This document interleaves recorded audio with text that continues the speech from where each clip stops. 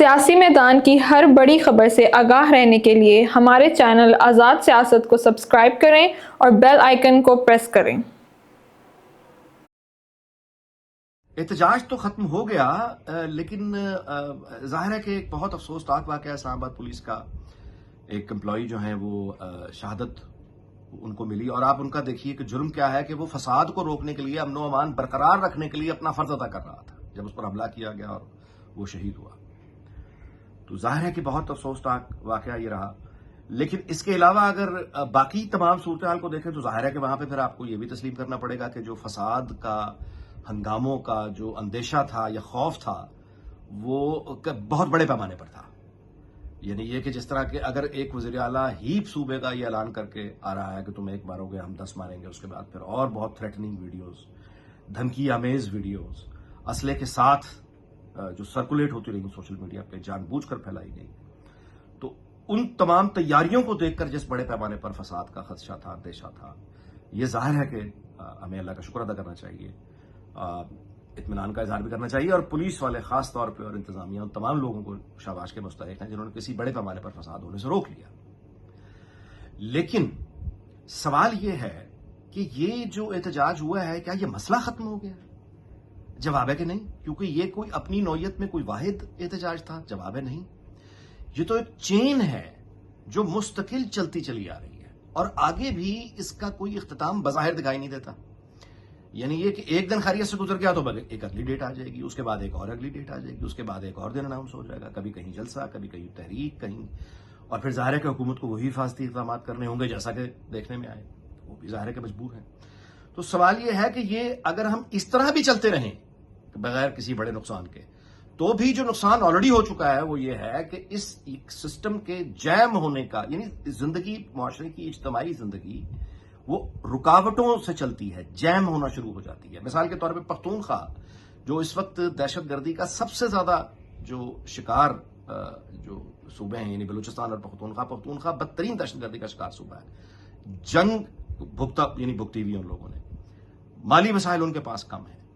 اور آپ دیکھیے کہ اس صوبے کی پوری سرکاری مشینری اس وقت کیا ڈیلیور کر رہی ہوگی لوگوں کو۔ اگر اس سرکاری مشینری کو یہی علم نہیں ہے کہ اس کا وزیر اعلیٰ کب تک وزیر اعلیٰ ہے، کب تک نہیں ہے، اگر وہ سرکاری مشینری اپنے وزیر اعلیٰ کو دیکھ رہی ہے کہ وہ فساد کی جانب یعنی مائل ہے، تو پھر ایسا وزیر اعلیٰ کب تک رہے گا؟ بیوروکریسی کو نہیں پتا۔ گورنر آج کی خبریں آ رہی ہیں، پھر اس کی ڈینائل آ رہا ہے، کبھی اس کی گرفتاری کی خبریں آ رہی ہیں، کبھی لاپتہ ہونے کی خبریں آ رہی ہیں۔ تو ایسے صوبے کی ایڈمنسٹریشن، بیوروکریسی لوگوں کو کیا ڈیلیور کر رہی ہوگی؟ وہ دہشت گردی کے خلاف کیا، مطلب ان کے کیا میجرز ہوں گے، یا اور جو ان کے چیلنجز ہیں، جو پورے ملک کے چیلنجز ہیں وہاں بھی ہیں۔ تو یہ ہے وہ اصل امپیکٹ، یہ ہے وہ اصل نقصان جو بظاہر دکھائی نہیں دیتا، لیکن یہ بہت، اس کا جو امپیکٹ ہے وہ بہت ڈیپ ہوتا ہے۔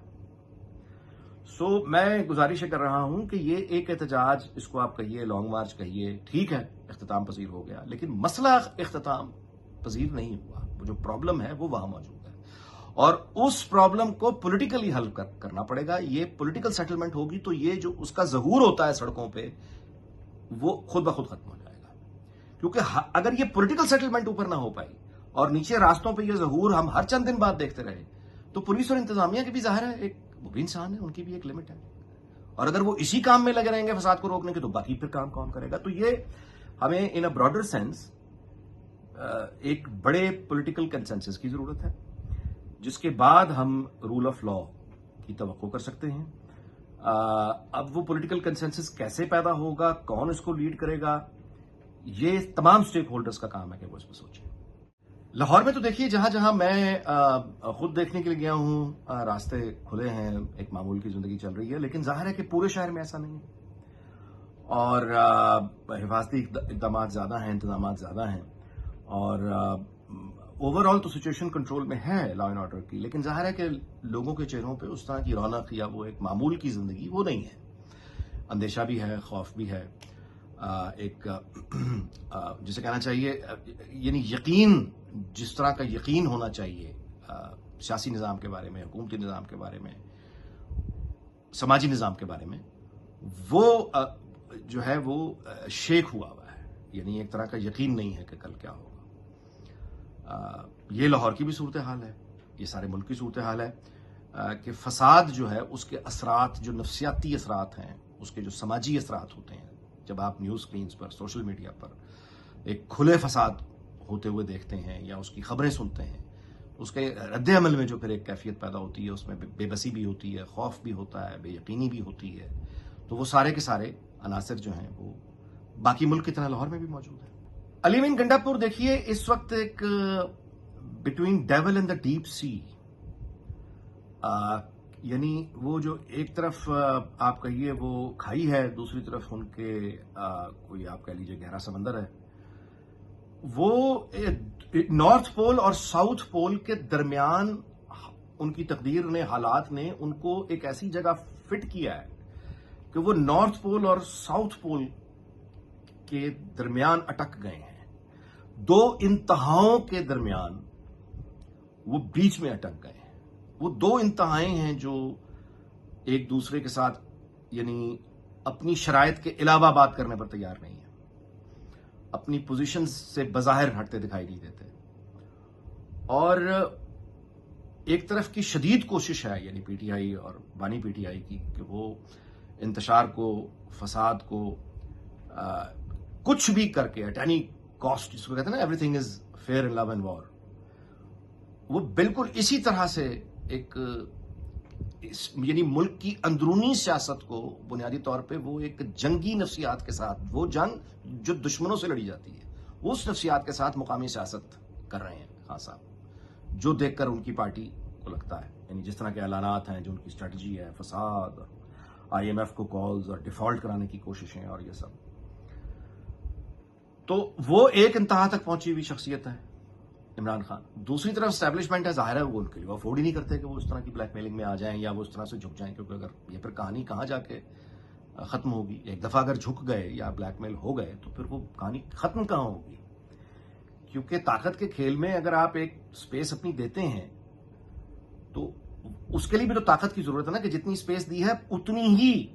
دوسرا لینے پر قادر ہو، یہ نہ ہو کہ ایک دفعہ قدم اکھڑ جائیں تو پھر دوسرا ساری سپیس لے جائے، تو یہ کوئی دنیا کی اسٹیبلشمنٹ گوارا نہیں کرتی۔ تو دو یہ انتہائیں ہیں، ان دو انتہاؤں کے درمیان علی امین گنڈا پور پھنس چکے ہیں، اور I fear for his fate, میں دعا گو ہوں کہ وہ مطلب یہی کہا جا سکتا ہے کہ سلامتی رہے پورے ملک میں اور اس کے ساتھ وہ بھی سلامت رہیں، کیونکہ اس طرح انتہاؤں کے درمیان کھیلنے کے نتائج عام طور پر بہت خطرناک ہوتے ہیں، بہت ہی خطرناک ہوتے ہیں۔ یعنی یہ بالکل وہی ہے، مثال اس کی دی جا سکتی ہے کہ آپ کسی بھی جھیل میں یا دریا میں یا سمندر میں جس میں طوفان آیا ہوا ہے، اس میں آپ دو کشتیوں کے سوار ہیں، اور وہ دونوں کشتیاں جو ہیں ان کے جو سمت ہے وہ ایک دوسرے کے مخالف ہے، اس کا نتیجہ پھر کیا ہوگا؟ تو